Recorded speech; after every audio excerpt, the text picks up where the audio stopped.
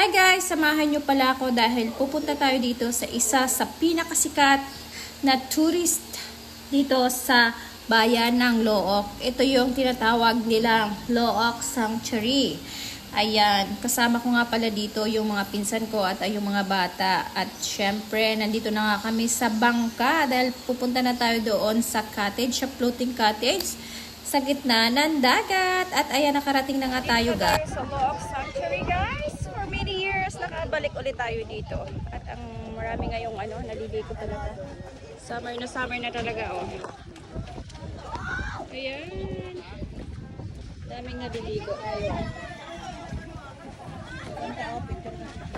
Alam nyo ba na yung Looc Sanctuary is dinadayo talaga ito dito kasi nga naman dito sa floating cottage na ito is marami siyang isda. As long may dala kayong pagkain, mag-feeding kayo dito is nakikita nyo yung mga isda talaga dito. Napakaganda at napakalinaw ng dagat dito kaya masarap talaga dito maligo. Maraming beses na ako nakapunta dito at ngayon lang ulit ako nakabalik dito sa Looc Sanctuary kasama yung mga bata.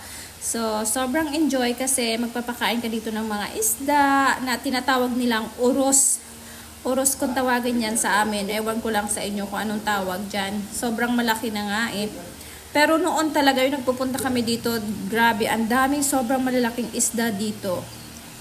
Grabe, sobrang ganda talaga mamasyal dito sa Looc Sanctuary. Hi guys!